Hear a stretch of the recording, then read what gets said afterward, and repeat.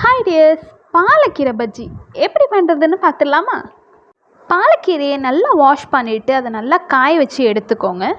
இப்போ இதுக்கு batter ready பண்ணிடலாம். அதுக்கு needed ingredient jeera powder, turmeric powder, salt, asafoetida and red chilli powder. ஒரு பவுலில் கடல மாவு எடுத்துக்கோங்க. பேசன் எவ்வளோ தேவையோ அந்த அளவுக்கு நீங்கள் எடுத்துக்கிட்டு இப்போ நம்ம எடுத்து வச்சுக்க எல்லா மசாலாவும் போட்டு நல்லா மிக்ஸ் பண்ணி விட்டுக்கோங்க.